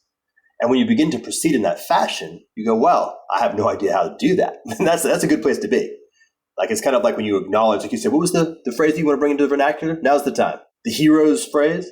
The hero's answer to difficult questions is, I don't know. Right. When you don't know the answer, say, I don't know. So Vanessa goes to me and she goes, how exactly do I have a personal relationship with God? I have a personal relationship with you. And my answer was, I don't know. However, I'm going to assume that that's the right approach and now start working on that as a faculty. Like, what's it look like? Okay. So let's stop there. So you postulated the personal God, but don't actually have any evidence for it. I have the Trinity gets me to the point where from the degree to which I can think about anything at all, this must be true. Now, given that it must be true from a logical perspective, from the point of view of thinking, how might you come into relationship with it? Let's draw another line here. And this is the distinction I like to make a lot. There's a lot of things that are logically possible, but aren't actually exigent in our universe, right? This is logically necessary, not logically possible. Okay, because I say the flying spaghetti monster is actually logically possible, but seems rather unlikely to exist. And I've always acknowledged that Yahweh is logically possible, which is why I'm an agnostic, not an atheist. But I just have always said, like, based on a large constitution and pattern of evidence, it seems highly unlikely. Yes. So you're saying that your view of the Trinity, this is going to be over our pay grade for today to say, why does the Trinity make Yahweh not only logically possible, but logically necessary? Well, not Yahweh, the Father, the Son, and the Holy Spirit. It actually has to be the whole Trinity. Got it. Okay, gotcha. So it has to be the classic. And I did notice that your guys' triune God is delineated very carefully in a very orthodox fashion. As you know, because you've read this stuff, so have I. There were wars to the death fought about the nature of the three persons, homoousion versus homoousion, or the Greek words. There were hundreds of thousands of people killed over one U in the word. And the version that your church has is one of the more orthodox ways of describing the Trinity. So it's one that a Catholic, for instance, would agree with, for instance, but not a Greek Orthodox. Not a Greek Orthodox. And that's, it may be a bone, or it may be a bone to pick. We'll find out. Let me restate it, because I said it earlier, but I want to say it again because I want to make sure it lands, is that I proved to myself, and I ran it several times, that the Trinity is both compact, necessary, and sufficient for any possible reality, any possible real universe. And at the very, very, you remember the Deep Code project? It's the deepest code. So that's the kind of the easiest way of saying it. And once that landed, I was now stuck, because now I have to work backwards from that. So now the practice of, what does it mean to try to have a personal relationship? I can see Jordan and Yahweh, all three of them. The ghost, was it the spook? There was a good joke version of it. The four of you hanging out at a bar shooting the shit about who's better, the Cowboys or the Ravens. Yeah. Yes. So that has now been the work of the past 6 months. The past 6 months of, what is this? How does this work? Like, how do you do this sort of thing? What does it look like? How does it feel? So prayer, for example, prayer, how's prayer work? Beginning to build a praying practice. And by the way, you can imagine, when I do something like this, I take it quite seriously. Not maybe as seriously as others, but it's more serious than many. And so Fridays are my fasting and prayer day. And so I fast from Thursday to Friday. And Friday is, whenever possible, most of the time, dedicated to also being in prayer and practicing what that's like and exploring the parameters of it. Often, in this case, also being in nature or with my daughter and wife. And all I can say is there's a reality to it. I can't give you, and I don't want to give you arguments, other than to say that in my experience, as you enter into this as a practice and you begin to live in a particular fashion, it's like a dimensional opening. It's a little bit like this. Like, imagine that you walk into a room, and when you first walk into the room, it's just a cube. But after you spend time in the room, you begin to notice that you can discern something like doors that before you couldn't even notice. And then so you open one of the doors, which takes a little while. When you open it, it opens up to 3 more cubes. And by the way, let's say an additional dimension. So now you're in a tesseract, which is very difficult to navigate. You have to actually embody some new capacity to navigate in a tesseract, which is not the kind of thing that a 3-dimensional hominid is particularly good at. But after a while, you begin to be able to navigate tesseract space. You begin to notice that there are now new portals that have appeared in this, what you thought was a bounded space. And so then you open up those portals, and it continues to unfold in this fashion. And so one of the phrases that I've begun to use is to say that this term, faith needs to be understood as a faculty. In our world, particularly in the secular world, but even largely in the Western tradition, the word faith has become isomorphic with something like degenerate understanding. almost willful self-delusion of an imaginary construct. Right? This literally, if you say, what does the word faith mean? You're trying to get it defined properly among kind of most educated secular people. If I were to say, willful self-delusion of an imaginary construct, they go, yeah, that's what faith means. Yeah, that would be my answer to that, right? All right, you're too lazy to do the work, so I'll just fucking believe, right? Exactly. And it ain't that. Oh, yes, belief, degenerate belief. And it ain't that. In fact, it's completely not that. It's no more that than seeing with your eyes is the same thing as a really degenerate version of smelling. It's a faculty. It's a faculty for navigating a particular relationship with reality. And it can be cultivated through practice. And as you cultivate it through practice, by definition, you can get slightly better at it. And this gives you an increasing capacity to have a personal relationship with God. So all I can say is my embodied experience is that there's enough reality there, more than enough reality, that 3 months ago, I just had a very strong sense of, as you say, I need to get baptized. And as you say, I did not take that trivially. It's a real thing. It's a real thing. I honor these people and their beliefs deeply, and the traditions and all the different people who are Christians. So I'm not going to get falsely baptized. And also, once I begin to say out to people, I got baptized, I hope that everybody who's been in relationship with me in some way understands I am committed to this thing. I believe it is, in fact, true and meaningful in the deepest possible way. I appreciate that. I absolutely believe that you're operating in total good faith because I've never known you to operate in any other way. Now, you could be delusional, which I suspect is... Could be wrong. Yeah, it could be wrong, but I absolutely believe it's in good faith. So let me go down some of the things that your church believes, and these are in the basic beliefs that you have stated you accept. Man is the special creation of God made in his image, as opposed to, part of the Darwinian evolutionary stream. Do you believe that? I do. Now, does that mean that I import the Creation Institute's interpretation? In that case, no. I don't import the Creation Institute's interpretation of what that means. So that's going to require some careful discussion about what that means. I would say that I am somewhere between Jonathan Pageau's perspective and a more American Protestant perspective on that. And I don't have a really, really deep unfolding of how to bridge those two pieces together. Nuance. That's good. The Catholics have their own version, which I laugh at and call the God of the gaps, which is they accept that humans were also Darwinian evolution, but God got in there and twiddled a little bit at the margin with the DNA. I mean, yeah, okay, God of the gaps. But this is an interesting one. Okay, next. This is a quite traditional sex/gender role church. A wife is to submit herself graciously to the servant leadership of her husband, even as the church willingly submits to the leadership of Christ. Is Vanessa down with this? Yes, absolutely. Here's the thing, again, a low fidelity projection of that is going to lead people to have a knee-jerk and low IQ response. The whole sentence, that whole phrase is important. As she has pointed out, my commitment is vastly more significant in her commitment in that paragraph. And if you may recall, from a Christian perspective, Christ died for the church and took on the full sin of humanity. So that's the requirement that I'm picking up. So you're responsible for all of Vanessa's sins, Jesus Christ, boy.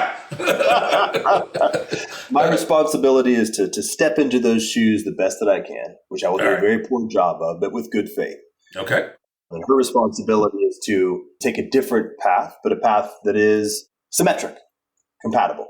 Your church believes abortion is murder, and it says that we will deal with abortionists the same as we do with other sins, such as murder. This was actually particularly potent because Vanessa and I, in fact, have had an abortion. And it was a very profoundly powerful and negative spiritual experience that almost shattered our marriage, in spite of the fact that we have a wonderful marriage and I love her more than anything else that I've ever known. And so again, that's a very intense thing to take as a principle. And yet we do. Now, let me say something important. This notion of sin by itself is hugely challenging and problematic. I think I may have mentioned this to you in a writing, like writing back and forth. That was one of my biggest sticking points, the very first ones. The notion, for example, of I have been bad and therefore I'm like sniveling or disgusting or unworthy, etc., which language definitely exists, particularly in Southern Protestant and Western Protestant tradition. I think is actually itself sinful, like it's off the mark, it misses the mark. The notion is more like an error, like a mistake, sometimes a confusion, sometimes a consequence of bad habits, sometimes a consequence of bad character, always leading you in a direction that's not going to be the right direction. And of course, all Christians will take a proposition that we humans, we finite humans, hominids, are made in the image, but fall very far short. My former Catholics, of course, they're fine on it. We all sin, go to confession, go out and sin some more. Right?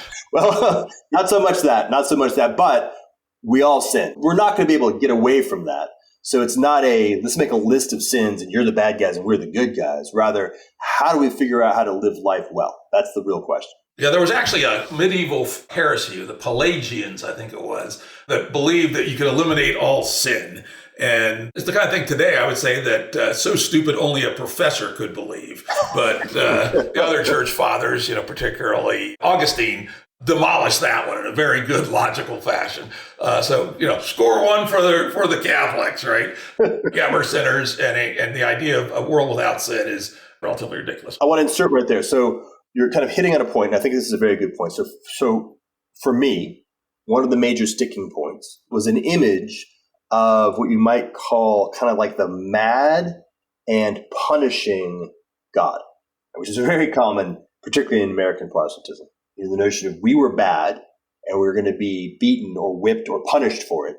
And then, by the way, maybe we lucked out because Jesus came and kind of stepped in. And my church does not have that perspective. Like, this is one of the major works we're working on. One is what's called the hermeneutics of presence, which speaks to the notion of relationship is more fundamental than ideology.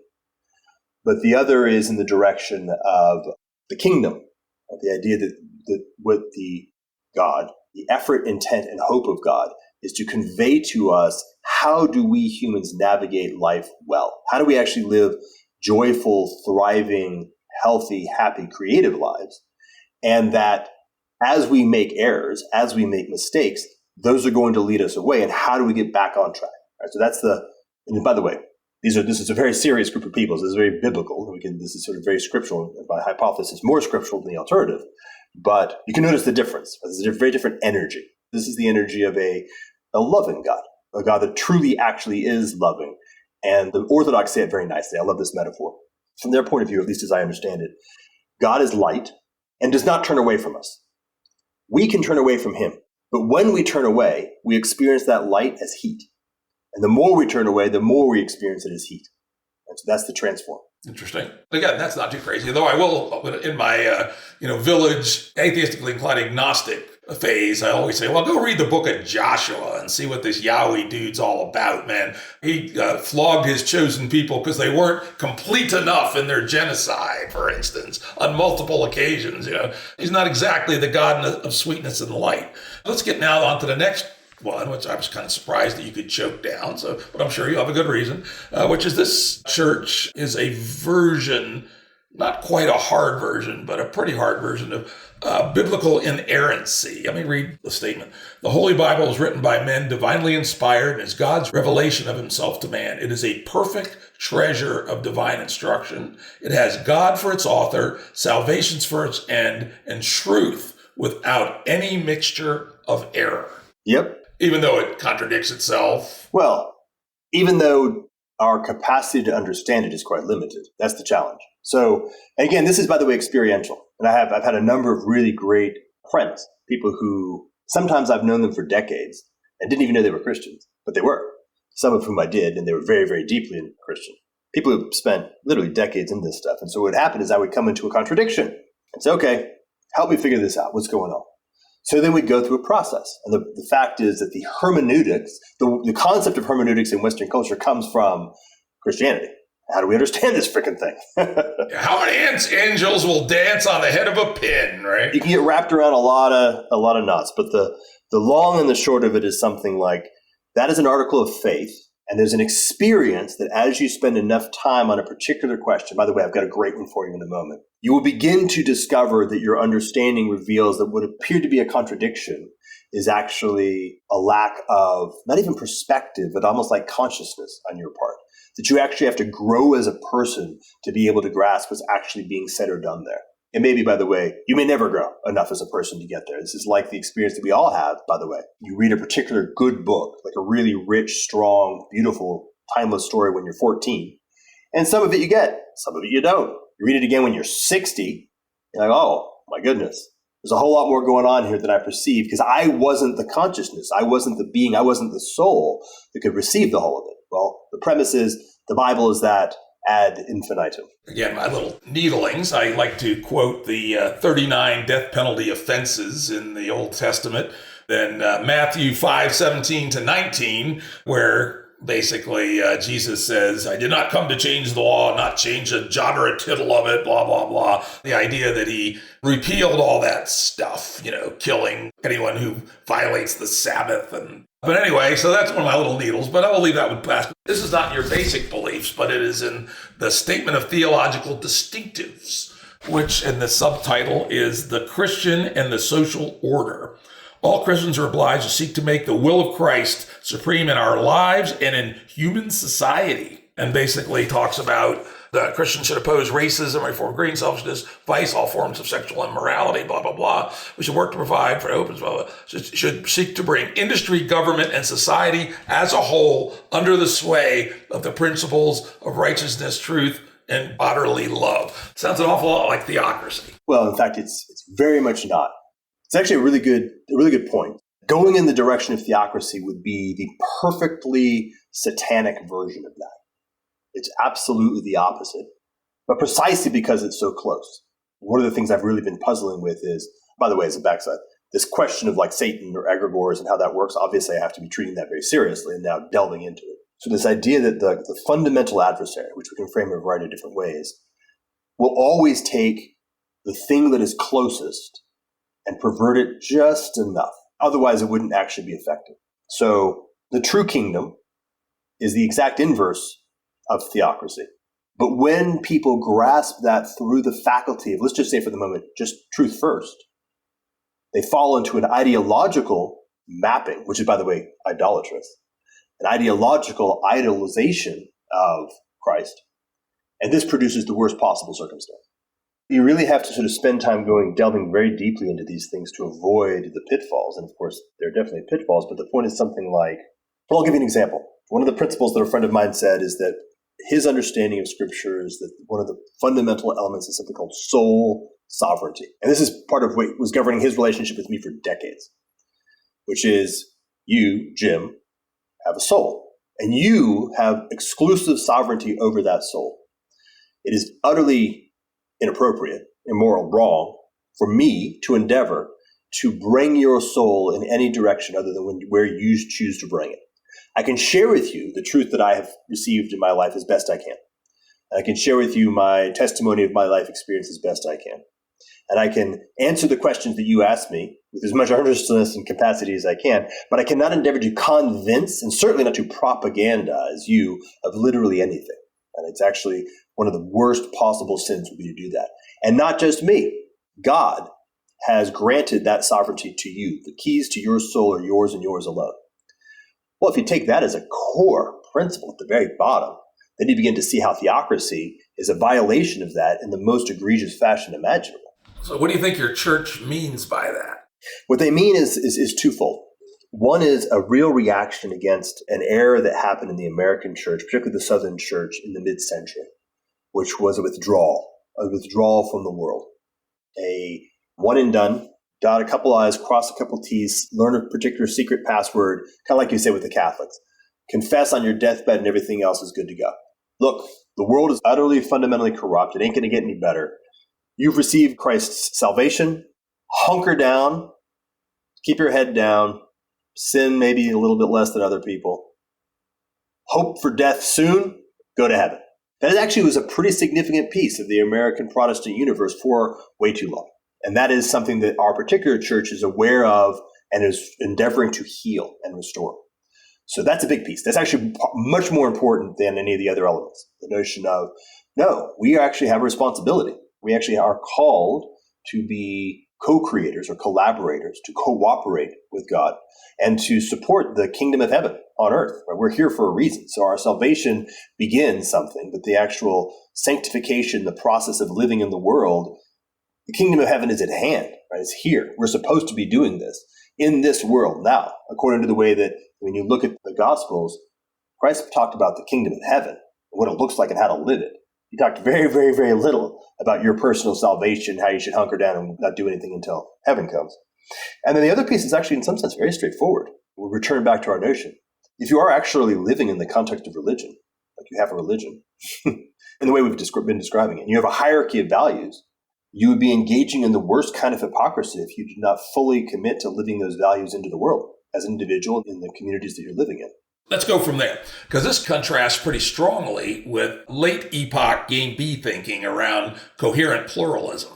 The idea that we'd have membranes of various sorts, and they would be enclosed in other membranes, not necessarily in a hierarchical fashion, could be in a network fashion, and that each membrane and superset of membranes would develop its own virtues, values, and norms. But other than a small coherent core, very small coherent core, membranes would make their own judgments about what constituted a life well lived. And as I've often said in my public talks, I could imagine two membranes, Proto-Bs, let's say Civiums, 5 miles apart. Just to be extreme, I have one bans abortion totally.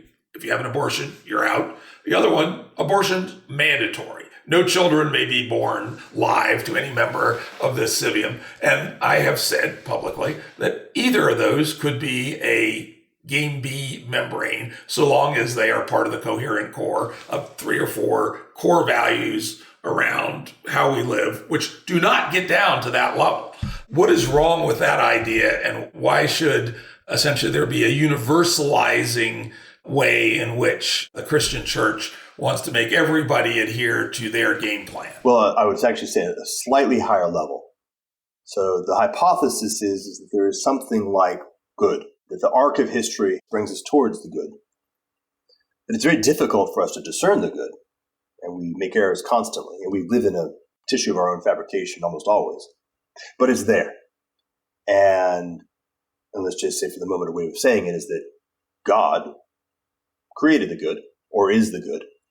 And the hope, the yearning, the desire is that all people ultimately find their way to that, because it is in fact actually the good, right? It's just like with your own child. The best example is like with your own child. You want your child to have 2 very distinct parts of life.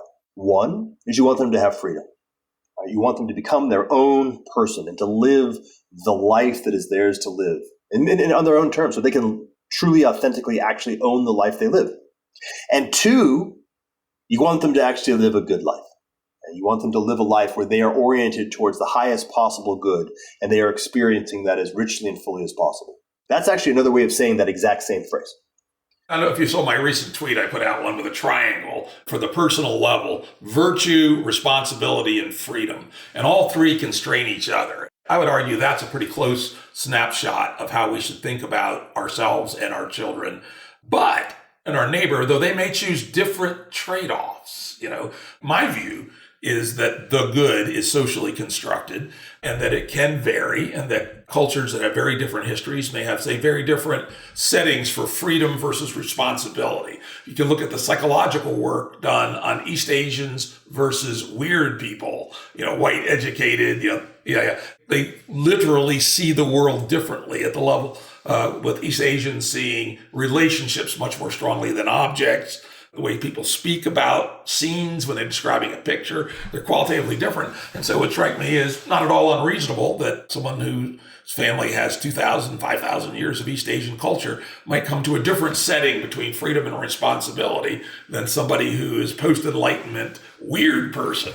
And I think that's, at least my take is that's okay. And I can see a GameB world where there are many settings. I call it coherent pluralism. And the church doesn't buy that. The church believes that what the Bible says is inherently true, and everybody better follow that or they will be in trouble. Well, okay, let's continue to hit on that. So I do not believe that the good is socially constructed, but I do believe that our understanding of the good, by necessity, is socially constructed. Our ability to teach each other about it is in relationship between those two. Part of it, of course, is our own experience, which is in relationship with something like reality. And the second is with our projections or our models and our stories and our narratives. And those are going to, by necessity, be different. And that's true, by the way, for groups as well as individuals. My understanding of the nature of the good is that you cannot bring another person into the good by means of tyranny. Maybe I could just end it like that. You cannot bring another person into the good by means of tyranny.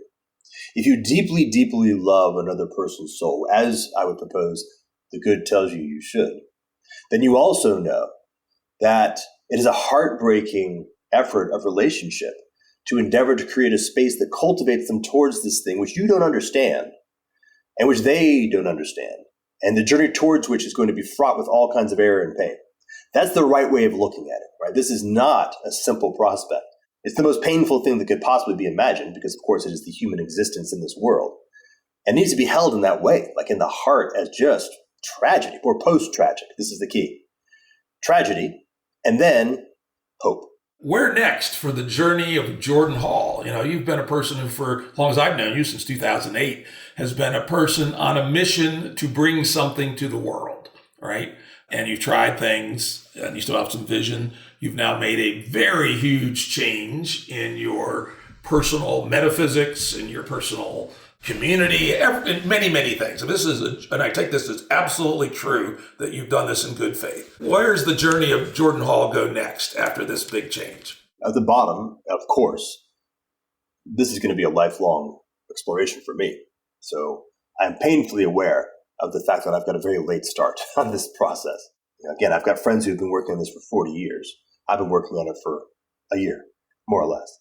In all likelihood, I will pass away well in advance of me reaching anything like a truly mature theology, for example. In any event, that's going to be a part of it. Like how do I make a commitment to living as deeply as possible in discipleship?